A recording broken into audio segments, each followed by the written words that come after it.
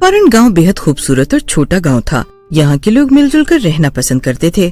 एक रोज गांव की सुंदरी अपने बेटे पप्पू को ढूंढ रही होती है। फुलवा काकी, मेरे बेटे को देखा है कहीं? दोपहर में ही खेलने निकला था, अभी तक घर नहीं आया है।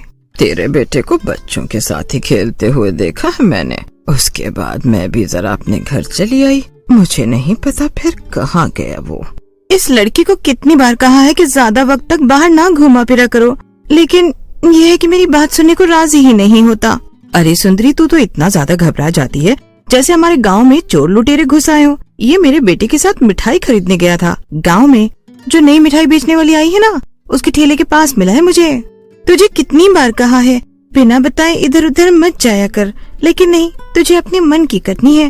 माँ, आपने जो मुझे 10 रुपया दिया था, उसमें देखो मुझे उस मिठाई वाली आंटी ने पूरी 4 मिठाई दी है। ना मीठा खाता है, इसके तो दांत भी सड़ने लगे हैं, लेकिन ये लड़का है कि मीठा के पीछे ही भागता रहता है बस। अरे बच्चा है सुंदरी, क्यों डांट रही हो? तुझे पता है वो जो मिठाई बेचने वाली आई है ना, उसके हाथों की मिठाई में इतना स्वाद है, इतना स्वाद है कि बस खाने वाला मदहोश हो जाए। क्या बात है, कम से कम भगवान ने उसे एक हुनर तो दिया है, वरना बेचारी विधवा है, अपने बच्चों को कैसे पालेगी। धीरे धीरे समय बीत रहा था। गांव में हर रोज वो मिठाई वाली आती और बच्चे उसकी मिठाई खरीदकर खूब खाते। पप्पू, अरे पप्पू, रुक जरा, पापा के पैसे लेकर कहाँ भाग रहा है?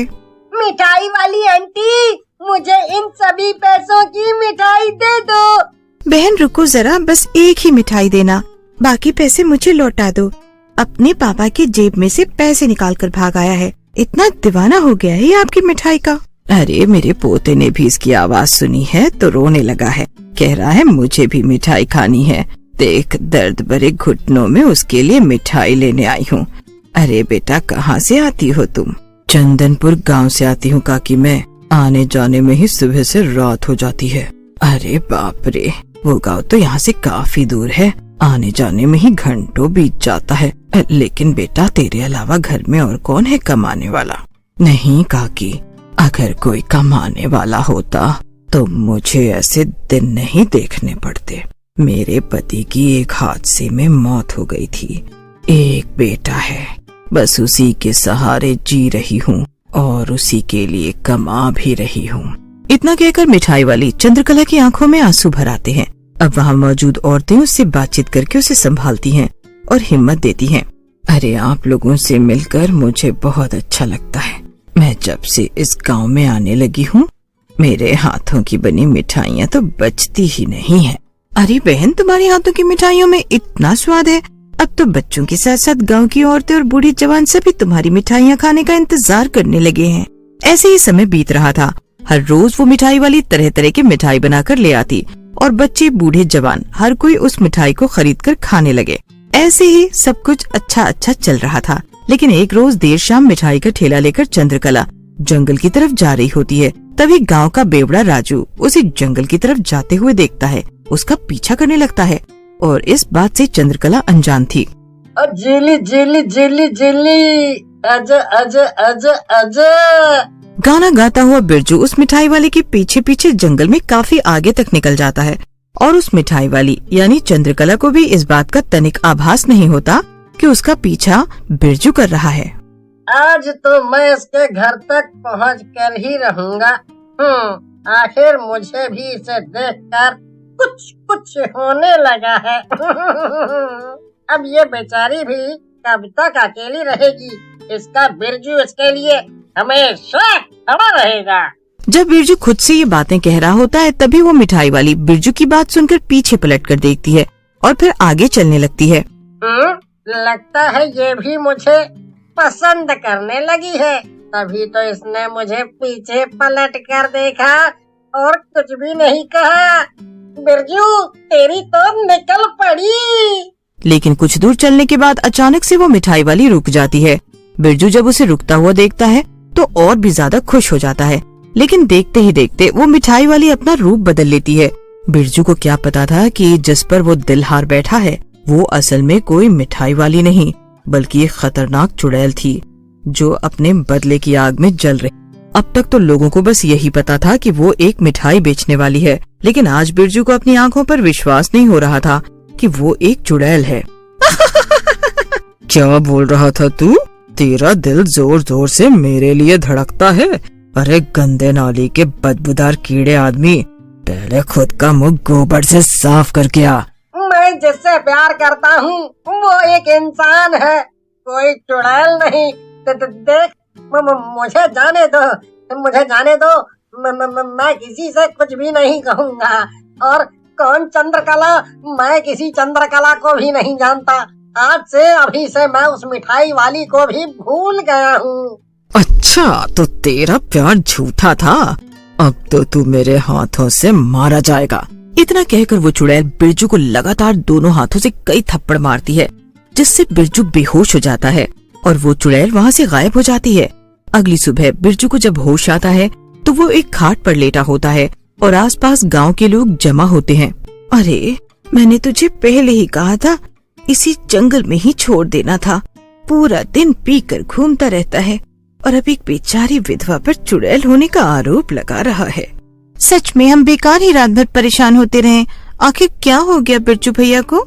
अब गांव के लोग जो बिरजू के आसपास इकट्ठा थे वो वहाँ से जाने लगते हैं, लेकिन बिरजू एक ही बात कह रहा होता है कि वो मिठाई वाली इंसान नहीं चुड़ैल है। लेकिन बिरजू की बात पर कोई यकीन ही नहीं करता।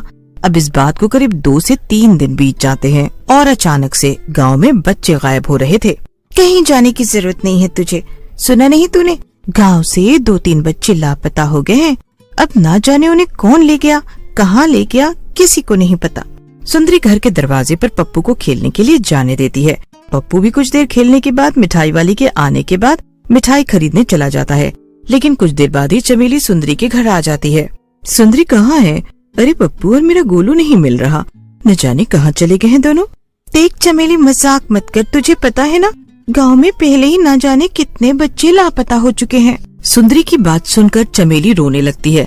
तब जाकर सुंदरी को भरोसा होता है कि चमेली सच कह रही है। अब सुंदरी और चमेली काफी देर तक इधर उधर अपने बच्चों को ढूंढते हैं, लेकिन तभी वहाँ बिरजू आ जाता है। भाभी, भाभी, मैंने अभी अभी उस मिठाई वाली को जंगल की तरफ जाते हुए देखा है। उसके ठेले पर बेहोश पड़े कई बच्चे थे।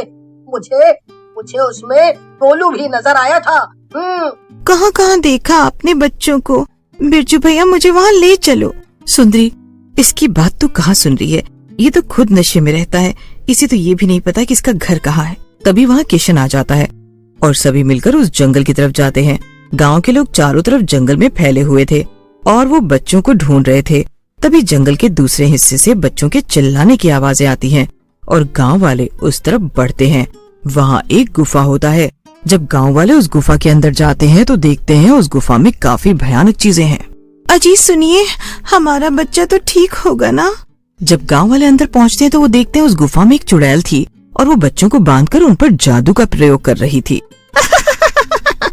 देखो देखो बच्चों, कौन आया है?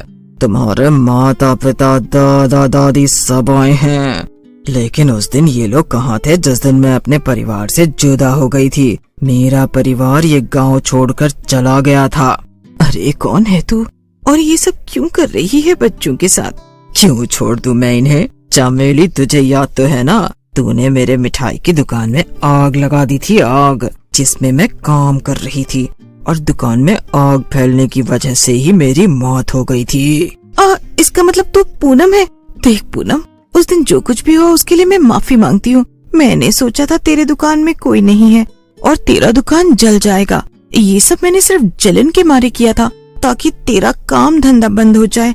लेकिन मुझे क्या पता था उस दुकान में तू है और तू अपनी उस दुकान के साथ ही खत्म हो जाएगी। मेरे मरने के बाद मेरा पति बच्चा मुझसे जुदा हो गया, गांव छोड़कर चला गया। वो लोग इतने दुख में थे, लेकिन अब मैं तुम लोगों में से किसी को नहीं छोड़ूंगी। चमेली भी फूट फूट कर रोने लगती है और अपनी गलतियों के लिए उस चुड़ैल से माफी मांगती है। चुड़ैल भी गांव वालों को दर्द में देख और उनके बच्चों से अलग होने पर उनका दुख दर्द देखकर उन्हें छोड़ देती है। बस वो यहाँ उन लोगों को एहसास दिलाने आई थी कि जब वो अपने परिवार से अलग हुई थी तो उसका दर्द और दुख कितना बड़ा था। इस वक्त वो चुड़ैल खुद भी मुक्ति पाकर हमेशा हमेशा के लिए चली जाती है।